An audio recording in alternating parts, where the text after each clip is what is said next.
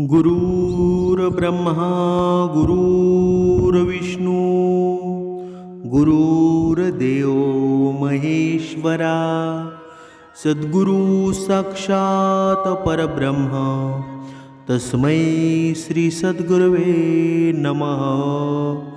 जय जय रघुवीर समर्थ श्रीराम समर्थ। सद्गुरु चरणांना नतमस्तक होऊन आपण या निरूपणास सुरुवात करूया। मायबाप सज्जनांचे स्वागत आहे। पहा, आपल्या जीवनामध्ये आहे ना, मनुष्याला सुख कधी मिळतं बरं? जेव्हा कोणती तरी गोष्ट आपल्या मनाला आनंदी करते ना। पण या पृथ्वी तलावर आपल्या मनाला आनंदी करणारी कोणती गोष्ट आहे बरं? भगवंताचं नामस्मरण। आणि आज आहे गुरुपौर्णिमा, आणि या गुरुपौर्णिमेच्या दिवशी मनुष्यानं काय सेवा करायची ते आज आपण पाहणार आहोत। जर मनुष्यानं या सांगितलेल्या जर सेवा केल्या ना, तर मनुष्याच्या जीवनामध्ये हा दिवस येण्याच्या आतमध्ये तुमच्या जीवनामध्ये तुम्ही स्वप्नात सुद्धा पाहू शकत नाही, एवढं काही बदलून जाईल। आता तुम्ही म्हणाल, हा नक्की चमत्कार होतो का बरं? इथे मी चमत्कार म्हणणार नाही, पण आपल्या जीवनामध्ये आहे ना, ही गुरुपौर्णिमा म्हणजे हे दत्तगुरूंचं गुरुतत्व हे जागृत झालेलं असतं।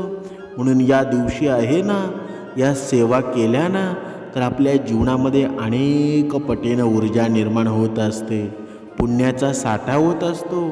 मग आपले जीवनक्रम आहे ना, आज हळूहळू अतिशय बदलत जातं आणि आपल्या जीवनामध्ये समाधान येत जातं। तर हा चमत्कार तुम्ही म्हणू सुद्धा शकता। पहा, पहिली गोष्ट, हा आजचा दिवस म्हणजे गुरुपौर्णिमा म्हणजे पूर्ण भगवंताचं हे अपूर्ण जागृत तत्व आहे ना, ते या पूर्ण दिवसामध्ये जागृत होणार आहे। ते ऑलरेडी या हप्त्यामध्ये झालेलं आहे। पण ज्या दिवशी गुरुपौर्णिमा आहे ना, त्या दिवशी आपण बघा, संध्याकाळी 8 वाजाच्या आतपर्यंत तुम्ही हे कार्य करायचे आहे। सकाळी जेव्हा तुम्ही उठता ना, उपासना सर्व झाल्यावर बघा, तुमच्या दरवाजामध्ये कुणीही येऊ, तुमच्या घरातलं काहीतरी खाल्ल्याशिवाय त्याला परत पाठवू नका। ही सेवा आहे ना, ही सेवा एवढी प्रचंड ऊर्जा देणारी आहे ना, तुमच्या धनामध्ये लाभ होणारी ही गोष्ट आहे।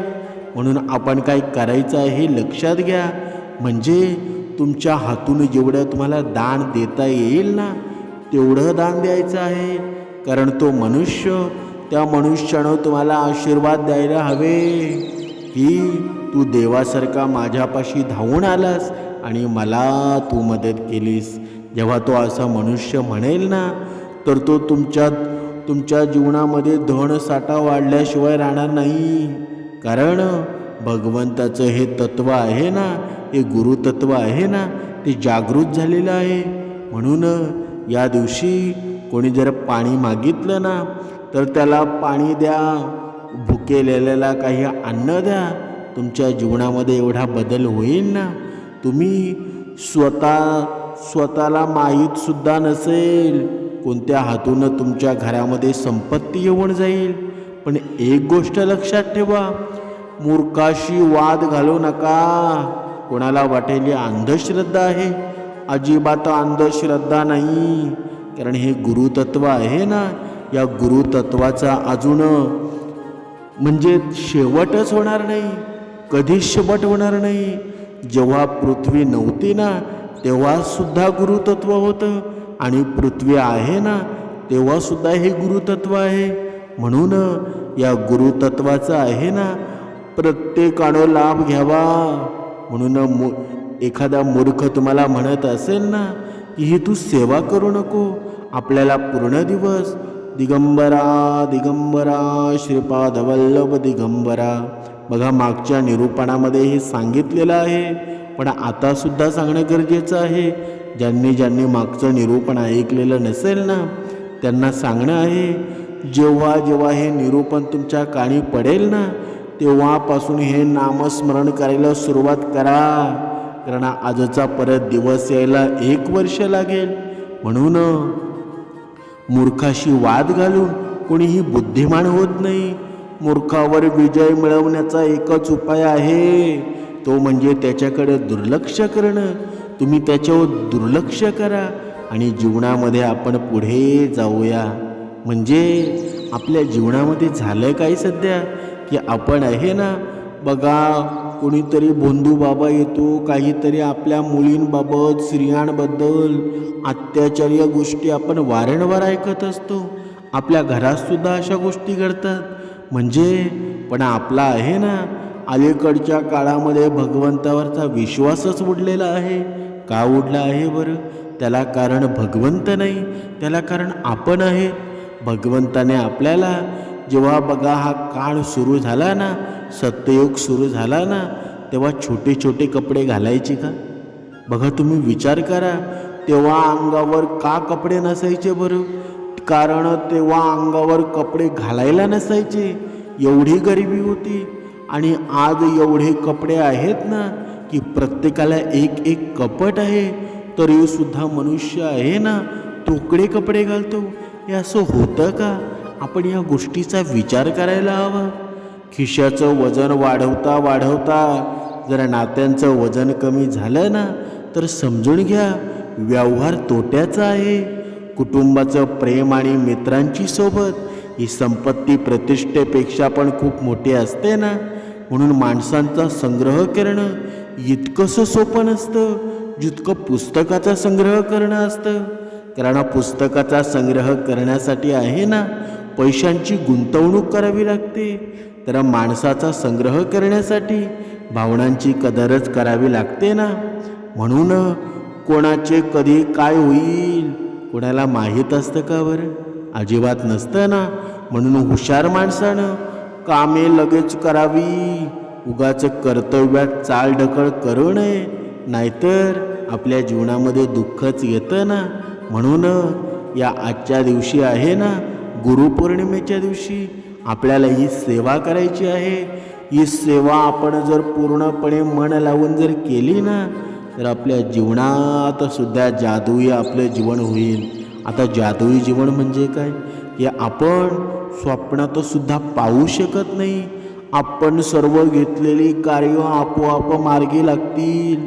आपली मुलं कामावर जात नसतील तर ती सुद्धा जाऊ लागतील. पण घरातल्या मुलांनी सुद्धा ही सेवा करायची आहे. जेवढं भगवंताचं नामस्मरण घेता येईल ना, तेवढं भगवंताचं नामस्मरण घ्या. आता या दिवशी पूर्ण दिवस आपण भगवंताच्या नामस्मरणामध्ये राहणार आहोत. आणि पूर्ण दिवसातून जेव्हा तुम्हाला कधी वेळ भेटेल ना, फक्त दुपारी हे कार्य करू नका. नाहीतर तुम्ही दुपारानंतर 3च्या नंतर 2च्या नंतर केलं तरी चालेल. 12च्या आतमध्ये करायचं आहे. कारण मधला जो टाईम आहे ना, बघा भगवंताच्या भिक्षेचा टाईम असतो ना. म्हणून पहा, आता आपण पाहणार आहोत. तुम्हाला औदुंबर म्हणजे काय ते माहीत असेल, म्हणजे उंबर. थोडक्या भाषेमध्ये सांगायचं झालं तर हा औदुंबर वृक्ष आहे ना. बघा अगोदर आपण दत्त माऊलींच्या मंदिरामध्ये जायचं आहे. दत्त माऊलींच्या मंदिरामध्ये गेल्यानंतर दत्तगुरूंना नमस्कार करायचा आहे. नमस्कार केल्यानंतर बघा आपण फूल हार हे सर्व घेऊनच जाणार आहोत. त्यातली दोन फुलं एक या पायावर आणि दुसऱ्या पायावर 2 फुलं ठेवायची आहेत. आणि एक उजव्या पायावरचं फूल आहे ना, ते आपण उचलायचं आहे आणि ते फूल आपल्या तिजोरीमध्ये ठेवायचं आहे. घरी गेल्यानंतर पहा, घरी जाण्याच्या अगोदर दुसरा एक आपल्याला कार्य करायचं आहे. जिथे दत्तगुरूंचं मंदिर आहे ना, तिथे औदुंबराचं झाड असेल. त्या झाडाला 21 वेळा प्रदक्षिणा करायची आहे, प्रदक्षिणा घालायची आहे. कोणाला 11 वेळा घालता आली तरी चालेल, नाहीतर 108 वेळा हा शुभ आकडा मानला जातो. म्हणजे तुम्ही केलेला संकल्प आहे ना तो पूर्णत्वासच होत असतो. पण ते याच दिवशी करायला हवं. बघा 2 दिवशी करतात. एक म्हणजे गुरुदेव दत्तांची जयंती असते ना त्या दिवशी, आणि दुसरं म्हणजे गुरुपौर्णिमेला. जर या दोन दिवसाला ही जर कार्य केली ना तर तुमच्या जीवनामध्ये चमत्कार झाल्याशिवाय राहणार नाही. आता काय करायचं ते आपल्याला माहीत झालं, पण काय करू नये हे सर्वांनी लक्षात ठेवा. आपण कुणाच्या जीवनामध्ये या दिवशी दुःख आणू नका. सर्वांना प्रेम करा. सर्वांच्या मनावर हसू आणण्याचा प्रयत्न करा. सर्वांच्या जीवनामध्ये प्रेम आणण्याचा प्रयत्न करा. सर्वांच्या जीवनामध्ये आनंद आणण्याचा प्रयत्न करा. कारण या दिवशी जर एखाद्याला दुखवलं ना, जर एखाद्याला तुम्ही फसवलं तर तुमचं अख्खं वर्ष लोक तुम्हाला फसवणार आहेत. तुम्ही एक वेळा दुसऱ्याला फसवाल ना तर आयुष्यभर तुम्हाला लोक फसवणार आहेत. म्हणून दुसऱ्यावर जळू नका. हा पूर्ण दिवस भगवंताच्या नामस्मरणामध्ये घालवा. एक वेळ तुम्ही पाणी पिऊ नका, पण भगवंताचं नामस्मरण सोडू नका. हा दिवस 1 वर्षानंतर परत येणार नाही. 1 वर्षाला भरपूर वेळ आहे ना. म्हणून या दिवशी हे जेवढं काही सांगितलेलं आहे ना ते तुम्ही नक्की करा. 108 वेळा जर तुम्हाला प्रदक्षिणा औदुंबराच्या झाडाला करता आल्या ना तर त्या तुम्ही नक्कीच करायला हव्या. पण दुसरं म्हणजे 2 अगरबत्ती जळतील एवढं नामस्मरण तुम्हाला करायचं आहे. मागच्या निरूपणामध्ये मी सांगितलेलं आहे. तुम्ही जर अगोदरचं निरूपण ऐकलेलं नसेल ना ते निरूपण ऐका. बघा तुमच्या जीवनामध्ये आहे ना चमत्कार झाल्याशिवाय राहणार नाही. आपल्या आईवडिलांच्या अगोदर पाया पडा आणि मग ह्या कार्याला सुरुवात करा. पहिले गुरु आपले तेच आहेत ना. त्या गुरूंना अगोदर नमस्कार केल्याशिवाय कोणतं कार्य पूर्णत्वास जात नाही.